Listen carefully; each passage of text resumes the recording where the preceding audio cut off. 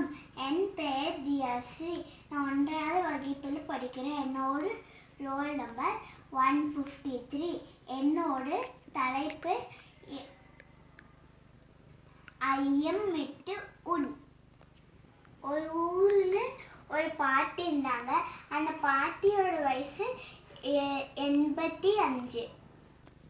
அவங்க டெய்லியுமே எந்திரிச்சதுக்கப்புறம் சூரிய நமஸ்காரம் பண்ணுவாங்க.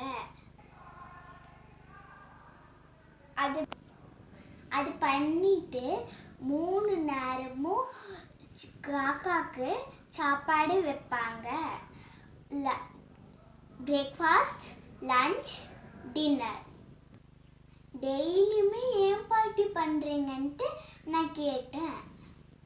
நான் சின்னதாக இருக்கும்போது கிராமத்தில் எங்களோட வீட்டுக்கு சாப்பிட நிறைய பேருங்க வருவாங்க. அவங்களும் எங்கள் அம்மா சமைச்ச சாப்பாட்டை நல்லா திருப்தியாக சாப்பிட்டுட்டு போவாங்க அப்படின்ட்டு பாட்டி சொன்னாங்க. ஓ, அப்படியா பாட்டி? சரின்னு சொல்லிட்டு நான் விளையாட போயிட்டேன். சூப்பராக இருந்துச்சு பாட்டி நீங்கள் சொன்னது. விளையாண்டு முடிச்சுட்டு நான் எங்கள் அம்மா கிட்ட ஒரு கொஸ்டின் கேட்டேன். பக்கத்து வீட்டு பாட்டி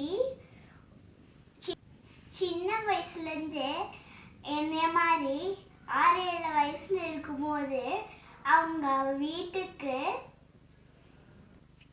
வந்து நிறையா பேருங்க சாப்பிட்டுட்டு போனாங்கன்ட்டு சொன்னாங்க.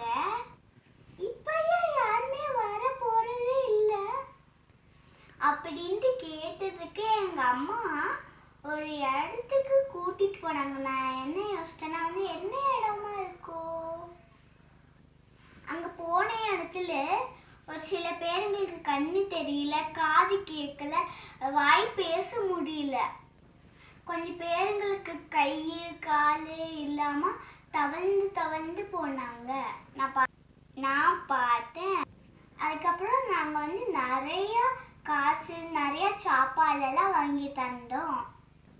அவங்களுக்கு தேவையான 1 மாதத்துக்கான சாப்பாடு வாங்கி தந்தனால அவங்க ரொம்ப ரொம்ப ஹாப்பியாக இருந்தாங்க.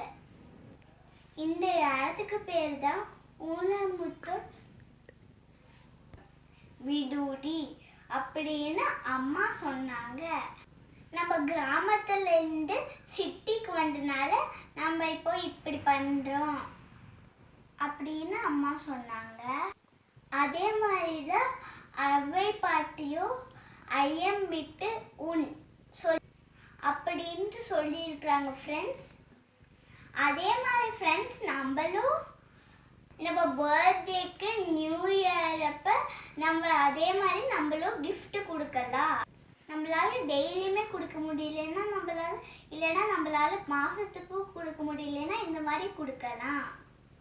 ஸோ ஃப்ரெண்ட்ஸ், நம்மளும் 6-7 வயசு தானே நம்மளுக்கும் இப்போ ஆகுது. ஸோ நம்மளும் இப்போ பண்ணுவோமா? நன்றி, வணக்கம். நன்றி, வணக்கம்.